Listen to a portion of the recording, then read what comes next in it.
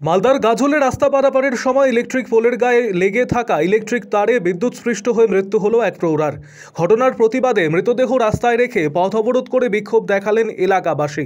ঘটনাটি ঘটেছে মালদার গাজল থানার বিধানপল্লী এলাকায়। জানা গিয়েছে ওই এলাকার পাশ দিয়ে 512 নম্বর জাতীয় সড়ক। সেই জাতীয় সড়কের ডিভাইডারের ওপর রয়েছে ইলেকট্রিক পোল। সেই পোলের গায়ে ঝুলে রয়েছে ইলেকট্রিক তার। এদিন রাস্তা পারাপারের সময় সেই তারেই বিদ্যুৎস্পৃষ্ট হয়ে বিধানপল্লী এলাকার কানন কুণ্ডু নামে এক প্রৌঢ়ার মৃত্যু হয় বলে খবর, যার প্রতিবাদে এলাকাবাসীরা পথ অবরোধ করে বিক্ষোভ দেখান। বিক্ষোভকারীরা ওই স্থানে ইলেকট্রিকের তার নিরাপদ স্থানে রাখা সহ ট্রাফিক ব্যবস্থার দাবিতে সরব হয়েছেন। যদিও শেষ পর্যন্ত গাজল থানার পুলিশের আশ্বাসে বিক্ষোভকারীরা অবরোধ তুলে নেন বলে জানা গিয়েছে। আরও আপডেট থাকতে আমাদের ভিডিও শেয়ার ও ফেসবুক পেজটিকে লাইক করে ফলো করে দিন। আপনাদের এখানে পথ অবরোধ হলো কি কারণ? আজকে দাদা সকালবেলা দুঃখজনক ঘটনা। আমাদের পাড়া পড়োশি দিদি মর্নিং ওয়াক করতে যায়, যাওয়ার পর উনি হঠাৎ করে রোডটা ক্রস হতে যায়, ওখানে কারেন্টের তার পুলের সঙ্গে হয়েছিল। উনি আর খেয়াল করেন, উনি ওই পাশ দিয়ে রাস্তাটা পার হতে নিয়ে গেছে, লাগার সময় উনি ওখানে অ্যাক্সিডেন্ট হয়, ওখানে উনি ডেথ হয়ে যায়। কিন্তু আজকে দেখেন ওখানে এক ঘটনা ঘটেছে প্রতিটা পুলে, আমাদের এই 512 নম্বর জাতীয় সড়কে, যেটা মানুষের সুবিধার জন্য করেছে, সেটা এখন মানুষের মৃত্যুর কাল হয়ে দাঁড়িয়েছে। দেখেন প্রতিটা পুলে লাইনগুলি তারগুলি দেখেন ঝুঁকিপূর্ণ অবস্থায় আছে। যে কোনো মুহূর্তে আজকে একটা ঘটনা ঘটলো, কালকে আরো একটা বড় ধরনের ঘটনা ঘটতে পারে। এই কারণের জন্য এই ঘটনা না ঘটে, এই কারণের জন্য আজকে আমরা সকলে পাড়ার তরফের থেকে, পাড়ার পক্ষ থেকে আমরা এটা এই ধরনের ঘটনা আর পুনরায় যেন আর না ঘটে। আমার নাম কল্যাণ কুণ্ডু। কেন পথ অবরোধের কারণ আজকে সকালবেলা এই যে আপনি যে এই যে পোলগুলো আছে, এই যে রাস্তার মিডিলে যে পোলগুলো আছে, পোলগুলো প্রত্যেকটা পোল এন্ড ভেরিয়েলগুলো পুরো ইলেকট্রিক শর্ট হয়ে আছে। একটা 57 বছর বয়স্ক মহিলা এই পোলের পাশ যখন পার হতে যায়, সেখানে ইলেকট্রিক শর্টকে স্পটে মারা যায়।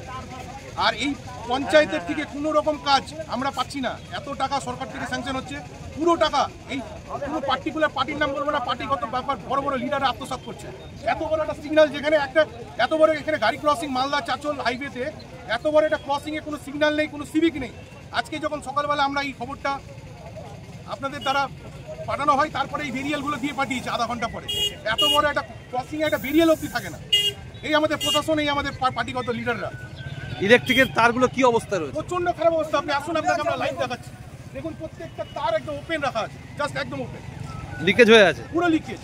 এনি টাইম এটা তো পঞ্চায়েত দপ্তর আন্ডারে। পঞ্চায়েত প্রধানের তো কোনো খবরই নেই আজ পর্যন্ত এগুলো এরা কি করে। আজকে আমরা পুরো আমাদের সামনে এরা কত টাকা স্যাংশন হয়েছে আর কত টাকার কাজ হয়েছে সেটা আমাদেরকে দেখাতে হবে, তারপরে আমরা এই পথ অবরোধ উঠাবো। আর এখানে আর সিগন্যাল দিতে লাগবে, না হলে আমরা এই পথ অবরোধ একদম এইভাবেই চলতে থাকবে। সিগন্যাল লাগবে। আপনার নাম? আমার নাম রূপম ঘোষ।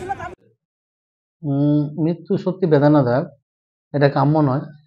আমি বাইরে শুনতে পেলাম যে এক মহিলা রোডের এপার থেকে ওপারে হতে গিয়ে মৃত্যু হয়েছে। তো প্রথমে আমি বলবো যে জায়গাটাতে ঘটনাটা ঘটেছে, এটা কিন্তু গাজল 1 নম্বর গ্রাম পঞ্চায়েতের অধীনে এবং বিজেপি পরিচালিত পঞ্চায়েত। গত দুর্গাপূজার আগে আমরা নিজেরাই গাজল ব্যবসায়ী সমিতি থেকে শুরু করে, গাজল পঞ্চায়েত সমিতি থেকে শুরু করে ব্লক প্রশাসন এবং গাজল 1 নম্বর গ্রাম পঞ্চায়েত ওনাদেরকেও সাথে নিয়েছিলাম। প্রত্যেকের উপস্থিতিতে যে পুজোর যে লাইটগুলো, সেগুলো আমরা সহযোগিতা করে আমরা আর্থিক অনুদান দিয়ে সেগুলো চালু করেছি। এখানে যে ট্যাক্সটা নেওয়া হয়, যে করটা পায়, সেটা গাজল গ্রাম পঞ্চায়েত করতে তারা এটা তোলাটা তোলে। এবং আমি দায়িত্ব নিয়ে বলবো, সেই মিটিংয়ে আমি ছিলাম, বিজেপি পরিচালিত কন্ট্রাক্টর যারা আছেন ওনারা এটাকে দায়িত্ব নিয়ে লাইটগুলো ঠিক করেছিলেন। এটা ওনাদের দুর্বলতা, এটা ওনারা পারেননি, অপারক। আজকে একটা মহিলা এপার থেকে ওপার হচ্ছে, এটা সচেতনতার ভাব ঠিক, কিন্তু এটাও ঠিক যে ওনারা যে তারগুলো বের করে রেখেছেন বা লাইটগুলো প্রথমত দিনের বেলা জ্বলছে দেখছি, এই আবার কেমন দিনের বেলা লাইট জ্বলছে, রাত্রিবেলা লাইট বন্ধ হয়ে যাচ্ছে। এটা পুরোপুরি আমি বলবো বিজেপি যে আমাদের পঞ্চায়েত উপপ্রধানরা আছেন ওনাদের ব্যর্থতা, দুর্বলতা। ওনারা বলুক যে আমরা পাচ্ছি না। ওনারা যদি বলে আমি আগামী দিন থেকে শুরু করবো বিডিও প্রশাসনকে নিয়ে, কাজের পঞ্চায়েত সমিতির দায়িত্ব নিয়ে আমরা ঠিক করে নেবো। কিন্তু ওনারা ওনারা প্রতিটা বিষয়ে, আমি গাজলের উপপ্রধান ওনাকে বলেছি যে ভাই এরকম পরিস্থিতি তোমরা একটু লক্ষ্য রাখো। তাতে উনি কিন্তু আমাদের পঞ্চায়েত সমিতি সেই কথা উনি কর্ণপাত করেননি। আগামী দিনে যা মনে হচ্ছে তাদের বড়সড় ধরনের দুর্ঘটনা ঘটতে পারে। আমি পঞ্চায়েত সমিতির পক্ষ থেকে এটা আমি চ্যালেঞ্জ করে বলছি যে ওনারা কর নিচ্ছেন, রক্ষণাবেক্ষণের দায়িত্ব নিচ্ছেন না, অথচ আবার বড় বড় দুর্ঘটনা ঘটছে।